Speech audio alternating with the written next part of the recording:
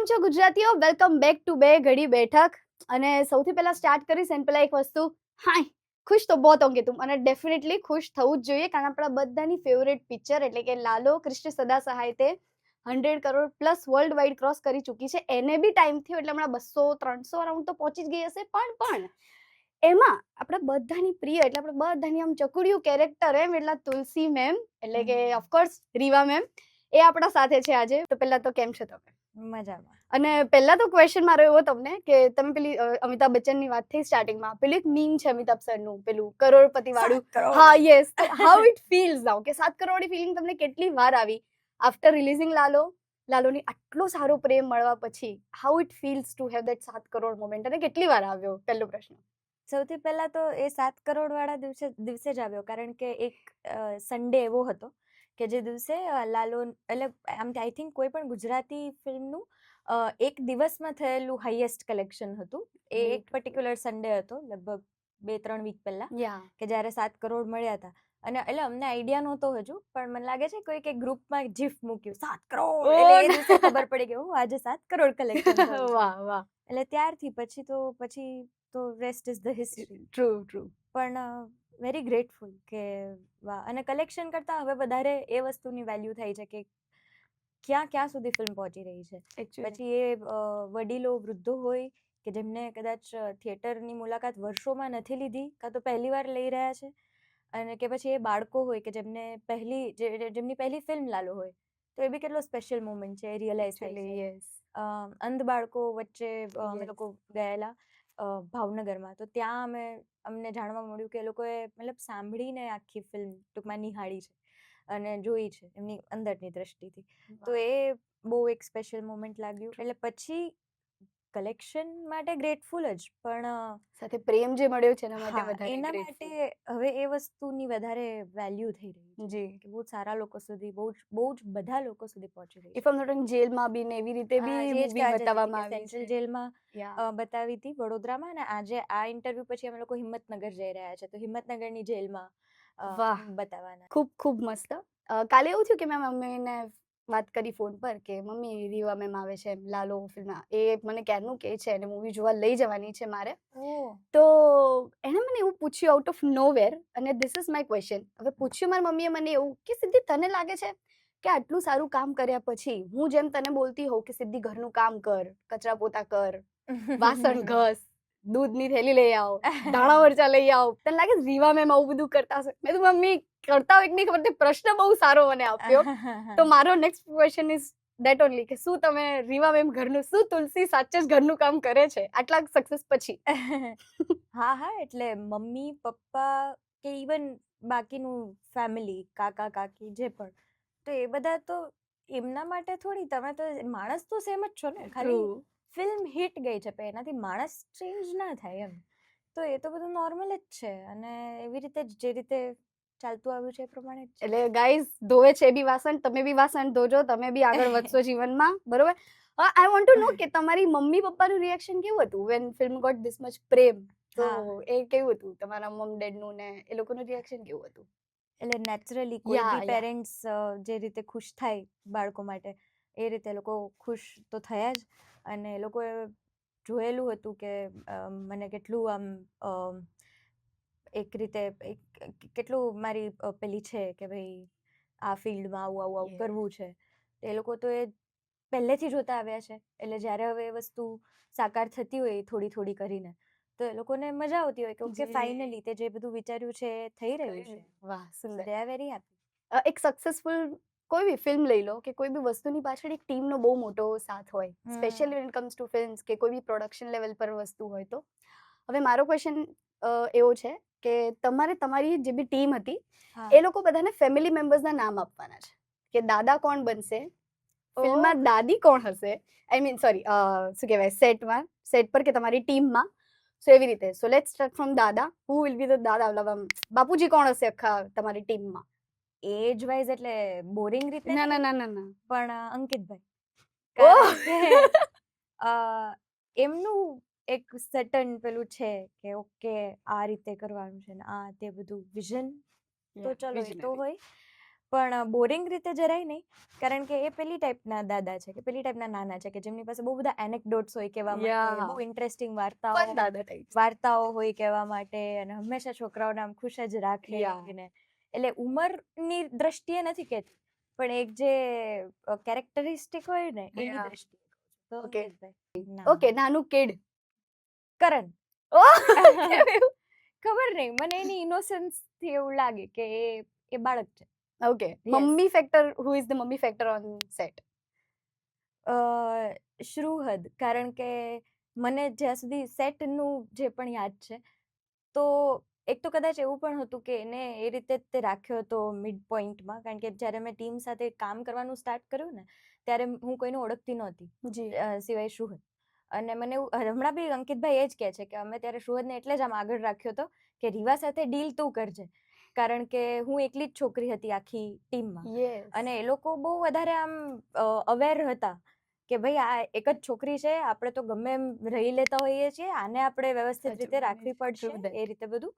તો એમાં એ લોકોએ હંમેશા એવું મેક શ્યોર કર્યું કે ભાઈ કોઈક આની પાસે રહે જે એને મતલબ સાચું એ પેલું ઓલું સત્ય પે સત્તામાં કેમ અચાનક સાત છોકરા વચ્ચે એક અને એ એવું બી ઘણીવાર થાય બી ને કે તમે ઓલું મેં એવું જોયું છે કે તમે સાસરે કેમ ક્યાંક જાઓ ને તો નવી જગ્યા હોય તો તમે બધાના ભેગા એટલી મિક્સઅપ થઈ શકો. હા, તરત મિક્સઅપ ના થયા હો કાં તો એટલું તમે ખુલીને કે વલ્નરેબલી વાત ના કરી શકતા હો, પણ એક વ્યક્તિ હોય કે જેની જોડે તમે કરી શકતા હો.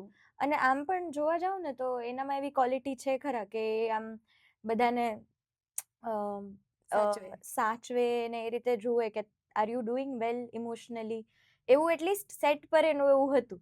એટલે પછી આમ કે ભાઈ ચા ને કોફી પીવડાવો, કરણને એમ કે ભાઈ તને તું ચા પી, એમ બધું બરોબર છે, એમ ટેકિંગ કેર ઓફ. હા, એવું સેટ પર તો એવું હતું જ. તો એના પરથી કહી શકું. ચલો, તમે એક ફેમિલીમાં શું હશો? લાઈક અરે યાર અઘરું. કેમ કંઈક તો આમ, એટલે આ ત્રણનું તમે કેવું સરસ કીધું. બહુ કેમ બહુ નાની બહુ કે મોટી બહુ હોય મમ્મી? મને એટલું બધું નહીં ખબર, પણ મને એટલી ખબર પડે કે જો એ લોકો છે ને જોડે ને જોડે એ લોકોએ કામ કર્યું હતું, રાઈટ? એમના મગજ, તમને ખ્યાલ હશે કે એ લોકો એક ફિલ્મ પ્લાન કરતા હતા, પછી ફિલ્મ ના થઈ, પછી આ ફિલ્મ થઈ, અને એની રાઇટિંગ પ્રોસેસમાં કરણ, અંકિતભાઈ, શ્રુહદ બધા ડે 1 થી જોડે ને જોડે હતા. હું બહુ પછીથી એન્ટર થઈ, એટલે મને ક્યાંક ને ક્યાંક એવું લાગે કે હું 12 થી આમ પરણીને આવી હોઉં ને અત્યારે એવું. પણ હવે એ પણ ખબર છે કે અમે આ 3 મહિના જે કાઢ્યા પ્રમોશનમાં ને એમાં, અને એની પહેલા ફિલ્મ શૂટિંગમાં, તો હવે એકદમ ઓલી પીઢ વહુ હોય ને, મતલબ હવે વર્ષો થઈ ગયા છે એમ. હવે તમે જેઠાણી થઈ ગયા છો. હવે મારો પરિવાર છે, એ જ છે મને હવે. પણ એ બી અન્ડરસ્ટેન્ડિંગ છે કે હું એક સમયમાં બહારેથી આવેલી, ના કે હું આ ઘરની હતી. હવે હું આ વર્ષોથી અહીંયા નીચે તો મારો પરિવાર છે, એ રીતે. તમારા પ્રમાણે એક પરફેક્ટ પસંદીદા પુરુષ ગોતવો કેવી રીતે? એટલે મને ખબર હોત તો હું બી ગોતી લેત, પણ મને નથી આઈડિયા. એટલે બધા એક ટ્રેન્ડમાં છે. ચલો, પરફેક્ટ પસંદીદા પુરુષ હોવો કેવો જોઈએ? લેટ્સ એવું કરીએ આપણે. કેવું હોવો જોઈએ? ઓનેસ્ટ હોવો જોઈએ. ઓનેસ્ટી તો બેઝિક પેલું છે. સિન્સિયર હોવો જોઈએ, એટલે લાઈફ પ્રત્યે સિન્સિયર હોય તો naturally it shows in other relationships also, be it with parents or be it with anyone. કે એક પ્રકારનું એક હોય પેલું સિન્સિયરિટી હોય, અને કમ્યુનિકેશન સારું હોવું જોઈએ. વાહ, એ તો મને લેટલી ઘણું રિયલાઇઝ થઈ રહ્યું છે કે બહુ બેઝિક વસ્તુ એ છે કે તમે કમ્યુનિકેટ સરખી રીતે કરી શકો. સો યસ, એ બીજું શું? પ્રેમ તો હોવો જોઈએ, પણ ઓટોમેટિક બી આવી જાય. હા, એ જ બધું નોર્મલ રેગ્યુલર લોકોનું જે હોય. પણ એ રેગ્યુલર ક્યાં રેગ્યુલર મળે છે મેમ? એટલે કઈ નહીં, પણ એ જ નહીં યાર, એ અઘરું છે ને. એકચ્યુઅલી એ રેગ્યુલર જ અઘરું છે, વાત એવી છે. Simple is difficult. સહજતા ડિફિકલ્ટ છે. Point, simple is difficult. Okay, last question and will end this interview.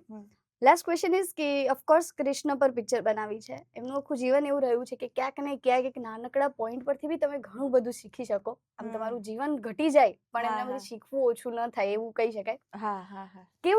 કયો એક એવો પોઈન્ટ છે કે જે તમે તમારા જીવનમાં બાળપણથી કે પછી જ્યારથી તમારામાં સમજ આવી ત્યારથી ઉતાર્યો હોય અને સ્ટીલ તમે એટલું જ ઈચ્છો કે કંઈ બી થઈ જાય એ પોઈન્ટથી મારે નથી હલવું, કે એ જે ધાર્યું છે મેં કૃષ્ણના જીવનમાંથી એ મારામાંથી ન જવું જોઈએ. તો એ પણ પોઈન્ટ કયો હશે તમારા જીવનમાં? જે ફિલ્મમાં વ્યક્ત થયો છે એ જ કર્મનો સિદ્ધાંત જે વાહ. છે. જે આઈ થિંક એટલે હું 5મા ધોરણમાં કેમ હતી ને તો ત્યારે અમારે નોવીના પ્રેયર સર્વિસ એવું આવતું.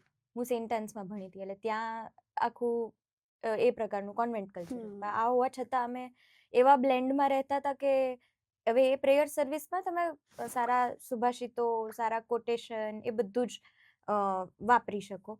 અને એમાં થીમ આપ્યો હતો હાર્ડવર્ક.